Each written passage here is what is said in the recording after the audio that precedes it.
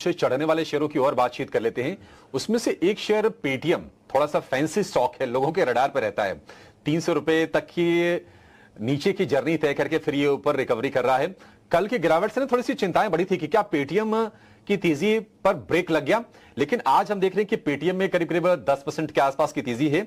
और एक और चीज हुई है उनके लिए कि नए यूपीआई यूजर जोड़ने के लिए एनपीसीआई की तरफ से कंपनी को मंजूरी भी मिल गई है।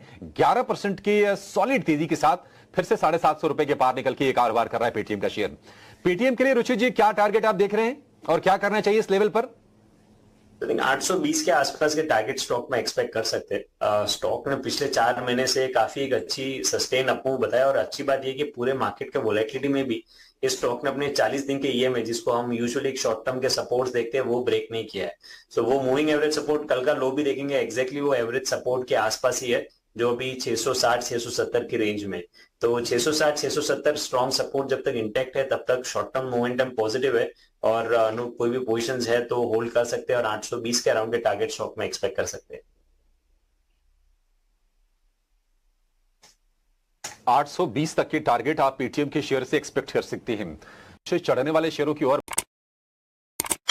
हुए हैं 143 के स्टील अथॉरिटी लिए हुए हैं इन्होंने। क्या करना चाहिए सर? अब चाइना ने तो राहत पैकेज दिया नहीं, तो थोड़ा सा ये मेटल काउंटर्स पर आज थोड़ा सा दबाव भी देखने के लिए मिल रहा है, बहुत ज़्यादा स्ट्रेंथ नहीं है। देखिए, ईमानदारी से मेटल पे मैं बहुत बुलिश हूँ, लेकिन सेल पे मैं बुलिश नहीं हूँ। सबसे बड़ी वजह है कि अंडर परफॉर्मिंग काउंटर है। इसी मतलब सरकारी में ही अगर आप देखें तो national aluminium way better perform कर रहा है। तो अगर आपको मेटल स्पेस में रहना है, Vedanta, Hindalco, national aluminium. Top pick Vedanta, second best Hindalco, third best national aluminium. ये 3 काउंटर बहुत बेहतरीन लग रहे हैं। कैपिटल अपनी सेल से निकाल के नेशनल एल्यूमिनियम, टाटा, वेदांता या हिंडाल्को में अगर डाल देंगे, तीनों में से किसी एक में भी, तो आपकी कैपिटल एप्रिसिएशन बहुत अच्छी हो जाएगी। मेटल की पूरी तेजी को सेल शायद 20% से ज्यादा कैपिटलाइज नहीं कर पाएगा। वहीं वेदांता, हिंडाल्को और नेशनल एल्यूमिनियम बहुत अच्छी तेजी से कैपिटलाइज करेंगे। उसमें कैपिटल शिफ्ट कर लीजिए। मेटल में तेजी है, सेल बहुत अच्छा नहीं लग रहा है।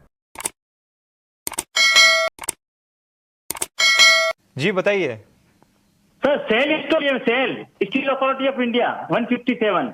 ठीक है। और आपका नजर है कि आप शॉर्ट टर्म के लिए देख रहे हैं, लॉन्ग टर्म के लिए देख रहे हैं? Long term sir, minimum 6 to 12 month. ठीक है। अक्षय जी, आपके पास आना चाहूंगा इस सवाल के लिए। स्टील अथॉरिटी ऑफ इंडिया में इनकी खरीदारी है, रेट है 157 से। वहां से देखें तो शेयर ऑलरेडी कुछ 17-18% नीचे की तरफ आ चुका है, बट नीचे हम देख रहे हैं कि 125 का शायद एक लेवल है, वहां से कई बार बाउंस लेता हुआ नजर आ रहा है। रिसेंटली भी वहां से थोड़ा ऊपर आया था और उसके थोड़ा ऊपर ट्रेड करता हुआ नजर आ रहा है। यहां पर टेक्निकली आपकी क्या राय बन रही है? जी, तो टेक्निकली मेरे हिसाब से इनका थोड़ा लंबा नजरिया है, 6 महीने से 1 साल का। तो टेक्निकली लॉन्गर टर्म चार्ट्स में अगर आप देखें तो अभी भी ट्रेंड काफी वीक है सेल में। बस शॉर्ट टर्म में एक हल्का सा सपोर्ट है, जो अंश जी आपने कहा, बिल्कुल 120-123 के आसपास। तो वहां से कुछ हल्की सी रिकवरी शायद देखने को मिले, बट लंबा नजरिया भी है। तो मेरा मानना है कि ब्रॉडली स्टॉक में अभी तक कोई मोमेंटम बेस्ड टेक्निकल ट्रिगर तो मुझे नहीं दिख पा रहा है। थोड़ा मेटल्स लाइमलाइट में था, उसके चलते सेल में भी थोड़ी बाइंग का एक हल्का सा छोटा दौर हमने देखा, बट ब्रॉडली स्टॉक मेरे हिसाब से 105-110 की तरफ जाता हुआ दिख रहा है। तो रिकमेंडेशन रहेगा कि आप एक स्टॉप लॉस का अप्रोच रखें। स्टॉप लॉस आपका बनेगा 119 का, 119। और अगर स्टॉप लॉस नहीं हिट होता है और थोड़ी सी रिकवरी उसके पहले अगर आ जाती है 138-140 के आसपास, तो एक बार आप स्टॉक में एग्जिट कंसिडर करके यही क्षेत्र में आप जेएसडब्ल्यू स्टील या वेदांता, इन स्टॉक्स को कंसिडर कर सकते हैं जिनका प्राइस सेटअप सेल से बेहतरीन है। इरफान मजूमदार जी शामिल है। इरफान जी, गुड मॉर्निंग। गुड मॉर्निंग जी। बताइए इरफान जी। जी, मैंने आईआरएफसी के 170 शेयर्स लेके रखे हैं जी, 150.97 के भाव से। तो इसका नजरिया मेरा 6 महीने का है, 6 महीने से 7 महीने का। तो क्या किया जाए, होल्ड किया जाए या मतलब स्टॉप लॉस क्या हो वो बता दीजिए थोड़ा। जी, आपने अभी ही लिया हुआ है, वहीं चल रहा है शेयर अभी? हाँ, मतलब 3 या 4 दिन पहले लिया हुआ है। अच्छा, ठीक है। रजत जी, आपके पास आना चाहूंगा इस सवाल के लिए। तो यहाँ पर देखें तो इरफान जी की खरीदारी IRFC पर है, मौजूदा स्तर पर ही लिया है, उसके ही आसपास स्टॉक घूमता हुआ नजर आ रहा है। पिछले कुछ महीनों से देखें अगर हम तो जुलाई हाई से देखें तो कुछ 30-35% गिर चुका है। इतना गिरने के बाद अब नीचे के स्तर पे इन्होंने खरीदारी की है। यहाँ से एक रिवर्सल एक्सपेक्ट किया जा सकता है? क्या थोड़ा ओवरसोल्ड दिख रहा है? साथ ही साथ इन्हें स्टॉप लॉस भी चाहिए तो वो भी बता दीजिए। देखिए, मैं ये कहना चाहूंगा कि उन्होंने जिस लेवल पे खरीदारी किया है, टेक्निकल एनालिसिस के ऊपर अगर आप खरीदारी कर टेक्निकल्स देख के खरीदारी करेंगे तो ये सही परचेज है। क्यों? कि ये स्टॉक अभी पिछले 7-8 दिन से 200 डे एक्सपोनेंशियल मूविंग एवरेज को टेस्ट किए जा रहे हैं। और ये जो टेस्ट हो रहा है, ये इस साल की पहला बार 200 डे एक्सपोनेंशियल मूविंग एवरेज को टेस्ट कर रहा है। लेकिन पिछले कुछ दिन पहले, जैसा कि 8 अक्टूबर, उसी के टाइम पे दो ठो लो बनाया था। एक लो था 143 पे, दूसरी लो जो था वो 141 रुपया 50 पैसा पे।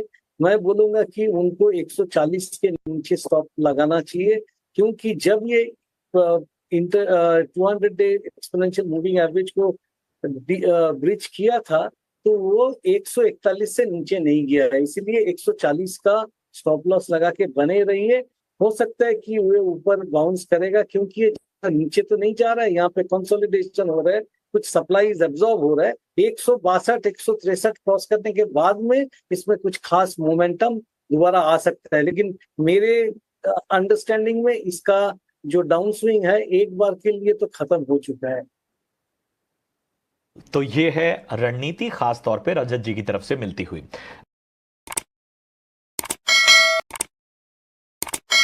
IRFC मैंने 151 रुपए के भाव पर 100 शेयर लिए हुए हैं और ये जानना चाह रहे हैं आपकी राय चाहिए।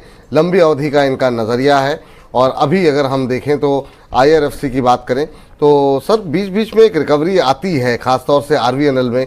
हालांकि आज ठंडा पड़ा हुआ है, रेलवे पैक 145-146 के आसपास चल रहा है। IRFC तो है ही है, लेकिन साथ साथ RVNL में जो रैली आ रही है, कई बार उम्मीदें जो है वो थोड़ी बहुत जगाती है कि शायद यहाँ पर जो है फिर से अच्छे दिन आने वाले हैं। अभी क्या लग रहा है आपको, क्या करना चाहिए? IRFC 146 के आसपास चल रहा है, RVNL 468, दोनों में 0.25% की गिरावट है। इरकॉन में थोड़ा ज़्यादा है, 2.5% के आसपास की। लेकिन IRFC पे सवाल है, लेकिन रेलवे पैक पे आपकी राय अभी क्या चल रही है? बहुत अच्छा सवाल है और मैं आपसे कहूंगा कि विपुल जी रेलवे के साथ डिफेंस को जरूर करिएगा, क्योंकि मैंने अभी रिसेंट एक वीडियो भी रिलीज किया है डिफेंस काउंटर और रेलवे काउंटर की स्ट्रैटेजी के ऊपर। पहले आ जाते हैं रेलवे काउंटर की बात करते हैं। देखिए, एक चीज समझिए, इस समय रेलवे काउंटर में कोई नई खरीदारी करने के लिए सिर्फ 3 स्टॉक दिखाई दे रहे हैं। उन स्टॉक का नाम लूंगा लेकिन थोड़ा लेट लेता हूं, पहले समझिए, लॉजिक समझिए। क्यों? फरवरी तक वापस से रेलवे स्टॉक और डिफेंस स्टॉक में चमक आएगी, तो डिफेंस की चर्चा बाद में, यहां पर रेलवे को समझते हैं। अब आ जाते हैं कि आपको कहां खरीदारी नहीं करनी है, अभी थोड़ा रुकना है। वो है पहला स्टॉक जो आपने बताया, वो RVNL ही है। RVNL पे थोड़ा रुकना है। गिरावट में कितना आ जाएगा, कहां पर एकुमुलेट करना है, उसकी पहली जो कॉल देखते हैं तो मुझे आता है कि 440, 430, 420, ये 3-4 प्राइजेस मैंने जो बताए हैं ना, ये शुरुआत के हैं, एंड नहीं है। मतलब यहां से एंट्री करने की सोचेंगे तब तक कोई एंट्री नहीं। पहला स्टॉक जो बाय के लिए अच्छा लग रहा है, रेंज जो मैं बता रहा हूं उसका ध्यान रखिए। आज रेंज नहीं है, छोड़ दीजिए। 140-45 रुपए के पास चल रहा है आपका IRFC इस समय। करंट मार्केट प्राइस 145 है। वेट करिए 135 से 140 के बीच में, 41 के बीच में भी अगर आप खरीदारी एकुमुलेशन करते हैं, अच्छा है, 175 के टारगेट आएंगे। दूसरा स्टॉक बात करते हैं, टेक्स इंफ्रा। यहां पर आप आ जाइए, वापस से आप बाय की पोजीशन यहां पर ले सकते हैं। 110, 105, 112, 115, ये जो लेवल्स बता रहा हूं ना, इसको नोट कर लीजिए। नहीं है तो चैट पे आप लोग डाल दीजिए, दूसरों का भला हो जाएगा। यहां पर लीजिए स्टॉक को, कोई दिक्कत नहीं है। थोड़ा ज्यादा दिन लेना पड़ेगा, यानी कि एक फरवरी तक। मैं अभी से बता रहा हूं, फरवरी का टारगेट दे रहा हूं, ये रेट नोट करिएगा। फरवरी में कंपैरिजन भी करूंगा, नुकसान अगर आया तो भी और फायदा आया तो भी, कितना फायदा आया कितना नुकसान आया उसकी चर्चा करेंगे, पोर्टफोलियो रीस्ट्रक्चर करेंगे। एक रीस्ट्रक्चर स्टॉक बताता हूं। मेरे को सब लोग बोलते हैं इरिकॉन पे, मैं भी फंसा हूं, आप भी फंसे, मतलब मैंने पर्सनल नहीं ले रखा, लेकिन मैंने कॉल तो दे रखी है, 260-65 रुपए पे दे रखी है, 270 पे भी दे रखी है, बहुत से लोगों ने 300 रुपए पे खरीदा है। टारगेट इस समय 220 आ रहा है, रिस्क इसका 220 पे बहुत कम है, लेकिन मैं यहां से अपनी चाल बदल रहा हूं। चाल बदलने का मतलब है कि जिनके पास इरिकॉन है वो लोग टेक्स, इंफ्रा और IRFC पे अपनी पोजीशन सेम चेंज कर लीजिए।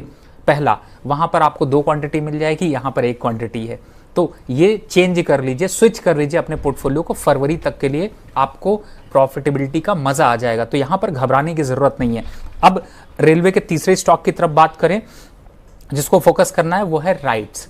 302 रुपए चल रहा है, इन लेवल्स पर से लेके 280 तक में एक्यूमुलेट करके लीजिए। फरवरी का टारगेट रहेगा, उससे पहले जवाब मत पूछिएगा, आपको सबके लॉसेस रिकवर करके प्रॉफिट ये स्टॉक सारे दे देंगे। तो यहां पर रेलवे पे बड़ा धमाका यही है कि आज जो स्ट्रैटेजी बना रहे हैं, जो रेंज मैं बता रहा हूं, इस रेंज को जब आए, कल मार्केट गिर जाए ले लीजिए, 1 हफ्ते बाद गिर जाए, जो रेंज आती है बिना रेंज के नहीं खरीदना है, पैसा इकट्ठा करके अपने पास ही रखिए तब तक। तो यहां पर इनको एक्यूमुलेट करिए और फरवरी तक इनके मजे वापस देखिए। चलिए, तो ये रेलवे पे राय है, सबके आपको लेवल्स बता दिए गए हैं।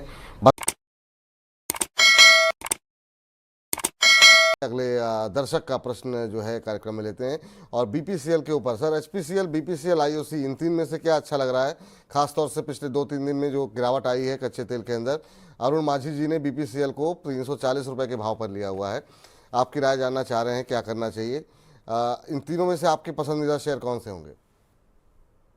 तो देखिए, ये तीनों मुझे लगता है कि इसमें सबसे बड़ी जो कंपनी है वो इंडियन ऑयल कॉरपोरेशन है, और इंडियन ऑयल कॉरपोरेशन देखें आप, सबसे बड़ी वेलबेदर कंपनी है। और दूसरी जो कंपनी है भारत पेट्रोलियम, काफ़ी रिजनेबल वैल्यूएशंस पे हैं, और इन दिनों जो कच्चे तेल की कीमतें हैं उसमें बहुत ज़्यादा उछाल कहीं नहीं हुआ है। एक बाउट जरूर एक रेंज के अंदर देखने को मिलता है, क्योंकि मिडिल ईस्ट में जो टेंशन है उसके कारण एक बार बीच में बढ़ा था, लेकिन वापस अब फिर से नीचे की तरफ है। और जब कभी भी क्रूड जो है एक रेंज में या फिर निचले स्तरों पर रहता है, तो इन तमाम जितनी भी ऑयल मार्केटिंग कंपनियां हैं उनके लिए काफ़ी अच्छा होता है। और मुझे लगता है कि ये दोनों कंपनियां रीजनेबली वैल्यूड हैं, तो इन दोनों कंपनियों में थोड़े थोड़े शेयर्स जरूर देख सकते हैं लेने। मैम, आपका पहला सवाल। मेरा पहला सवाल है BPCL के लिए। मैंने BPCL परचेस किया था अगस्त 2023 में, और 100 शेयर्स है, और मेरी बाइंग प्राइस है 348। 1 साल हो गया स्वाति, 10-11 रुपए का आज भी नुकसान हो रहा है, क्या करूं? जी ऐसे जी, ये सेक्टर में सीरियसली हम काफी थोड़ा सा साइडवेज मोमेंटम देख रहे हैं, बट अगर ये स्टॉक की अगर बात करूं BPCL में, ये अभी भी कोई मेजर करेक्शन मुझे नजर नहीं आ रहा है, उनके बाइंग रेट के आसपास ही है।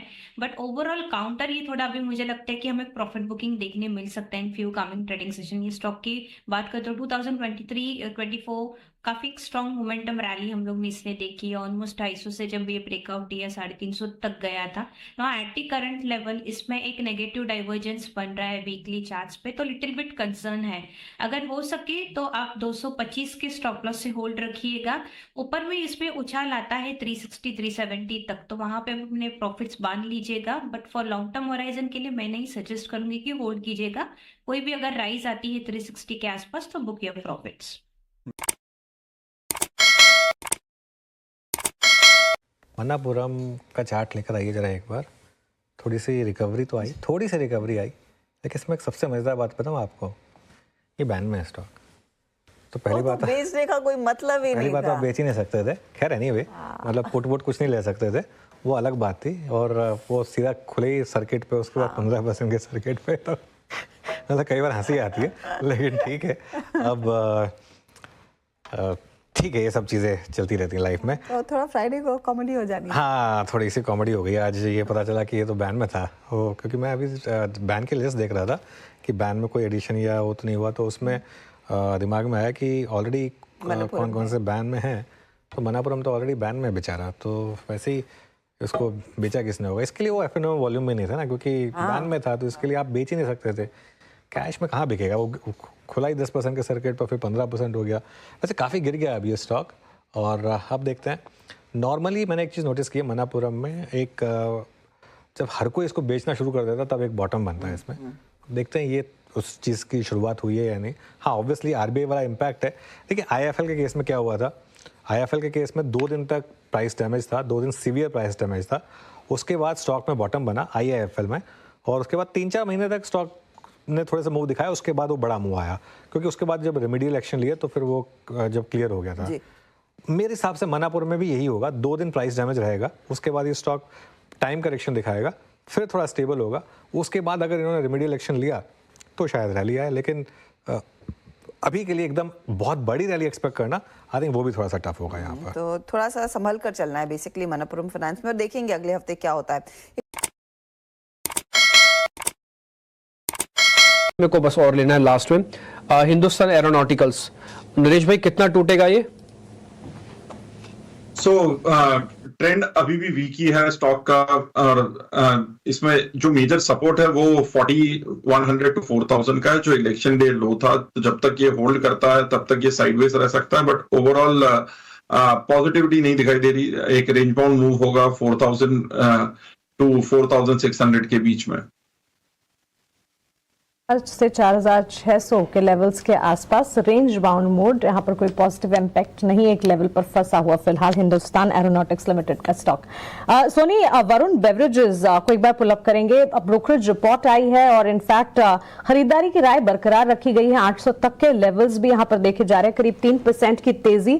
काफी हद तक पॉजिटिव ग्रोथ लिवर्स है यहाँ पर जो कंपनी देख रही है। इम्पैक्ट अगर आप देखें, पिछले दिनों भी हमने देखा एबिटा ग्रोथ, कामकाजी मुनाफे के फ्रंट पर स्टॉक कंपनी ने काफी अच्छा प्रदर्शन किया, और इस वक्त अगर आप देखें टेक्निकली चार्ट्स पर भी ये बिल्कुल नजर आ रहा है। सो नई कैटेगरी, नई क्षेत्र में इनोवेशन करने की कोशिश। टेक्निकली वरुण बेवरेजेस 613 के लेवल से 800 तक जाता हुआ आप देखती हैं?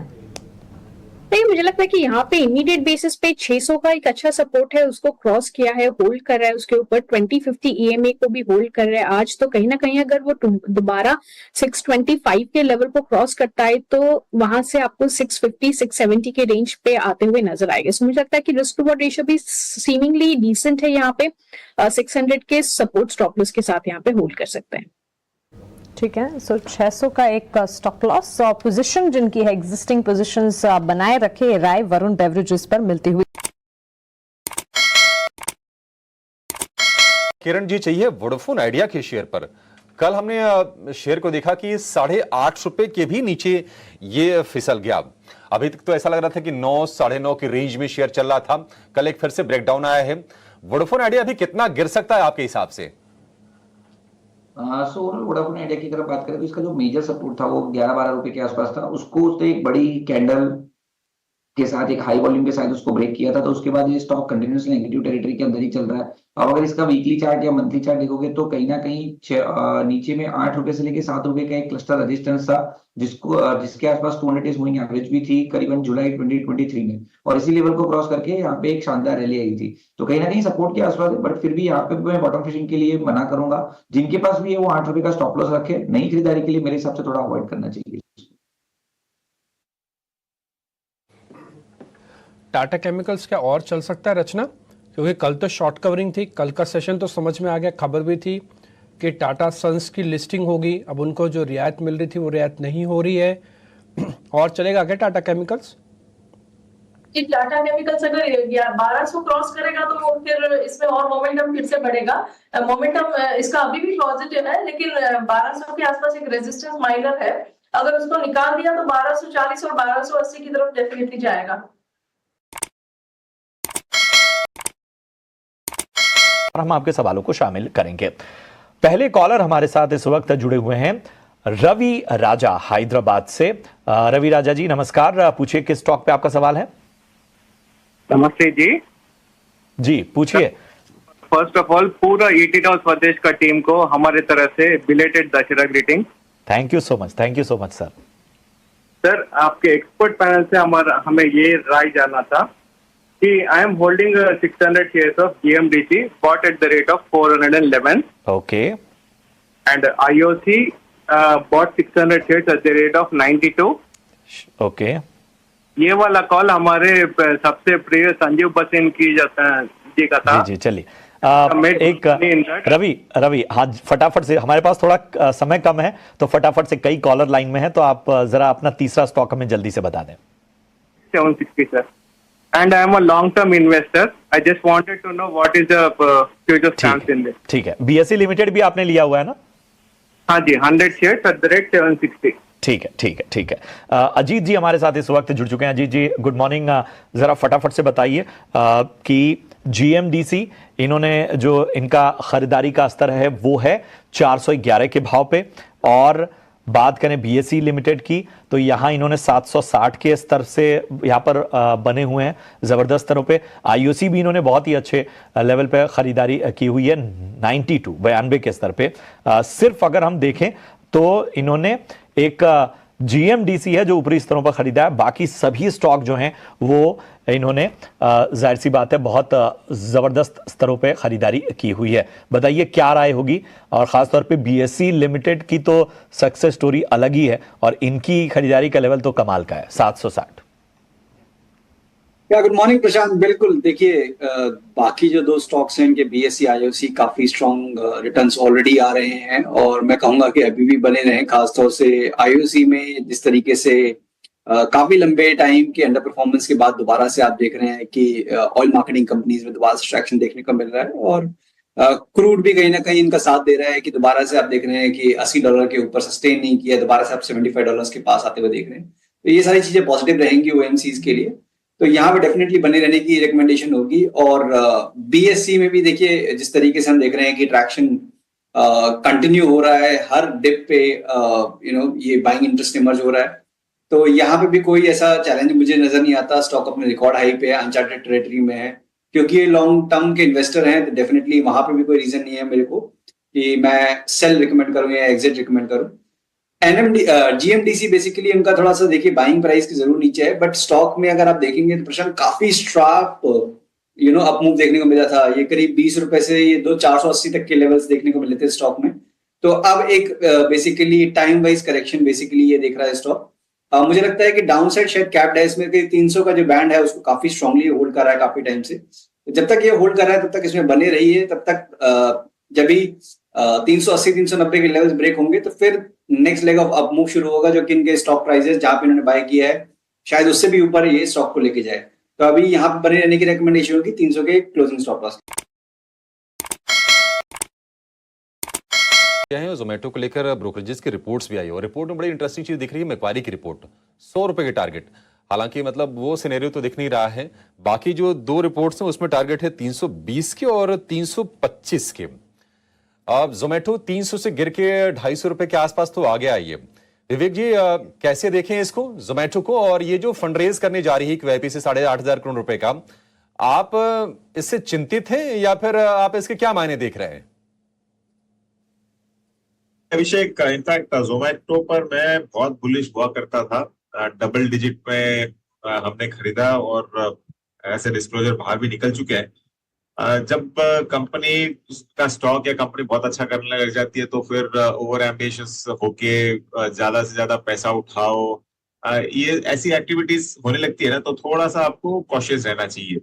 और सिर्फ ये रीजन नहीं है, एक और रीजन ये है कि स्विगी का IPO कभी भी आपको अनाउंसमेंट आ सकता है। तो जाहिर सी बात है कि थोड़ा बहुत पैसा यहाँ से निकल के वहां पे भी इन्वेस्ट होगा।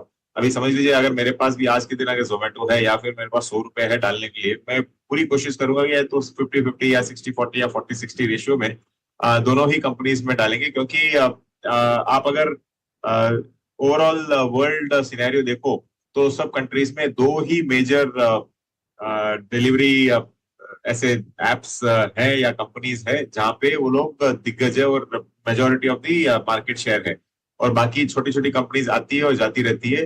तो हो सकता है कि सिमिलर केस इंडिया में भी हो, और कंटेंशन सबसे ज्यादा यही रहेगा कि जोमेटो और स्विगी ही बचेंगे आगे चल के। तो थोड़ा बहुत पैसा हो सकता है कि शिफ्टिंग भी हो। हाँ, स्टॉक लॉन्गर टर्म के लिए ठीक है और स्विगी भी अच्छा करेगा लग रहा है मुझे तो, लेकिन थोड़ा सा वो जो स्पीड था पहले वाला वो वाला नहीं।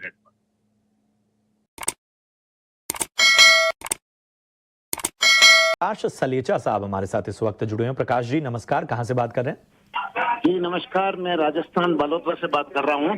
अरे वाह, बताएं प्रकाश जी किस तरह से मदद की जाए आपकी? मदद तो ये करनी है, मेरे पास में 4,000 शेयर यस बैंक के 26 रुपए में लिए हुए हैं। अब काफी इसका 52 रुपए कैसे हो सकता है, मेरे को ये बताइए। बड़ा ऊपरी, बड़ा ही चैलेंजिंग सवाल आपने पूछ लिया है, वो भी यस बैंक पे। नहीं चलिए सर, LLB की हुई है ना, इसीलिए। चलिए ठीक है। बताएं लक्ष्मीकांत जी, 26 रुपए की इनकी खरीदारी है और अब डबल की उम्मीद लगाए हुए हैं यस बैंक में, कितना इंतजार किया जाए, क्या ट्रेंड्स कह रहे हैं?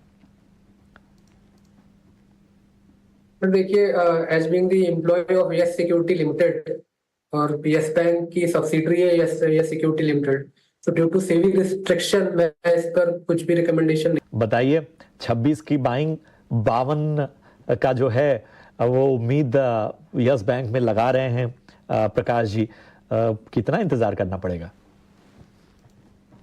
प्रशांत जी देखिए, मैं इसको थोड़े दूसरे तरीके से प्रेजेंट करने की कोशिश करूंगा।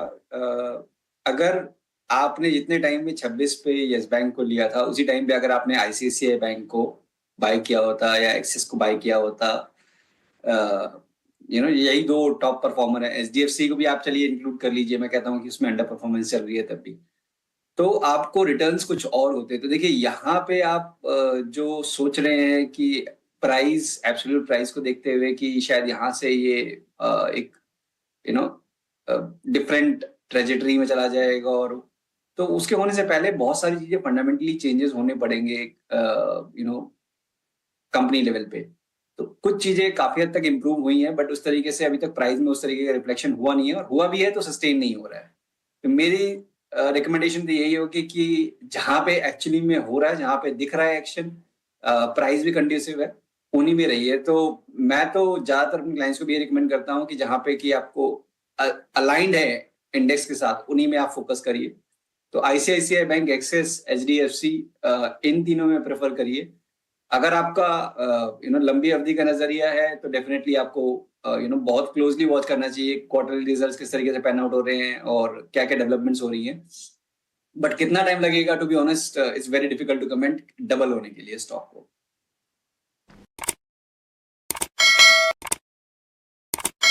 IRFC के 85 शेयर हैं 176 रुपए के रेट पे। 176 रुपए के रेट पर आपने लिए हुए हैं, और कितने समय के लिए ले रखे हैं, क्या समय नजरिया है आपका? सर नजरिया 6-7 महीने, 1-8 साल तक होल्ड कर सकता हूँ। 1-8 साल तक होल्ड कर सकते हैं। और चलिए, अभी तो फिलहाल रेलवे के जो है पूरे इंजन जो है वो बंद होते हुए दिखाई दे रहे हैं। थोड़ा सा जब से PSU शेयरों की पिटाई हुई है, ये जानना चाहता हूँ कि सर क्या इस समय जो स्थितियां हैं उस पर एवरेज किया जा सकता है कि इसी पे भी होल्ड करके रखा जाए? कि रेलवे, डिफेंस और जो पावर शेयर हैं सार्वजनिक क्षेत्र के, इनमें अभी भी वीकनेस बाकी है, क्योंकि ये सभी शेयरों में ओवर ओनरशिप हो गई है खुदरा या छोटे रिटेल निवेशकों की। जब तक इसके अंदर में एक शेकआउट नहीं आएगा, इसमें नया निवेश के अपॉर्चुनिटीज नहीं खोजने चाहिए। अगर उसके बाद भी अगर निवेशक इन शेयरों में घुसता है तो ये एक जोखिम भरा ट्रेड होता है। दूसरा प्रिंसिपल जो एक हमेशा यूज करना चाहिए, अगर आपने कोई चीज खरीद ली और उसमें नुकसान हो रहा है तो एवरेज करके आपकी कॉस्ट कम करने का न सोचें, क्योंकि हो सकता है कि एवरेज करने के बाद में आपको नुकसान और बढ़ जाए, कम नहीं होगा।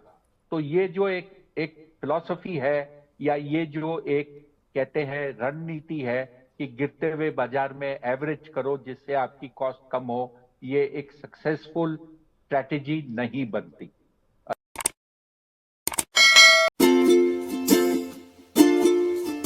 टाटा पावर मैंने बाय की है, 550 शेयर है, 468.5 से मेरी बाइंग है। तो 3 से 6 महीने का व्यू मुझे जानना था शॉर्ट टर्म के। ओके बताइए सर, 3 to 6 मंथ्स का व्यू टाटा पावर। जी बहुत अच्छा, देखिए क्लियर है कि इनका शॉर्ट टर्म 3 से 6 महीने है, विच इज गुड। मैं यूजुअली 1 से 3 महीने तक शॉर्ट टर्म डेफिनेटली लेके चलता हूँ। तो अच्छा है कि ये 3-6 महीने शॉर्ट टर्म सोच रहे हैं, तो मतलब इनका लॉन्ग टर्म डेफिनेटली 12-18 महीने प्लस का होगा। तो ऐसे केसेस में सेटअप्स निकालना और बात करना बहुत अच्छा हो जाता है। देखिए बहुत लेट आए हैं इस ट्रेड में, ट्रेडिंग माइंडसेट से भी अगर आए हैं तो लेट आए हैं, बट यस एक पीछे multi month, multi year, multi quarter के जो टॉप्स का जो ब्रेकआउट हुआ तकरीबन 460-465 के आसपास, वो एक मीनिंगफुल ब्रेकआउट है, क्योंकि वहां पे इसके पहले अगर आप देखें तो बाजार कहीं अटका था कई महीनों से और उन लेवल्स को क्लियर नहीं कर पा रहा था। तो एक ट्रेडिंग ब्रेकआउट इन्होंने प्ले किया है, उसको उसी एंगल से सोचें, उससे ज्यादा ना सोचें, ये बहुत बढ़िया सोच रहे हैं पहली बात। और दूसरी बात ये है कि ट्रेड में बहुत लेट आए हैं। आप ये मान के चलिए कि भाई आप इसमें बहुत लेट आए हैं। कोविड में इसका 25 रुपए का भाव था और ऊपर में 500 रुपए अगर ये हो गया है तो 20 बैगर ऑलरेडी हो चुका है। तो बहुत ज्यादा यहाँ खड़े ना रहें, 1 से 3 महीने का ही ध्यान रखें। और उसमें जो बेस्ट केस मुझे दिख रहा है वो है 510, इस ब्रेकआउट में 510 515 के टारगेट्स ब्लू स्काई टेरिटरी है। तो थोड़ा प्रोजेक्शंस करके जो मुझे दिख रहा है रीजनेबल एक रेंज, वो मैं इनको बता रहा हूँ। और अगर उस ट्रेड में ये खड़े रहना चाहते हैं, बने रहना चाहते हैं, तो 460 रुपए के नीचे एक स्टॉप लॉस भी जरूर 459.40 का एक स्टॉप लॉस जरूर मेंटेन करके चलें और अराउंड 515 के टारगेट्स।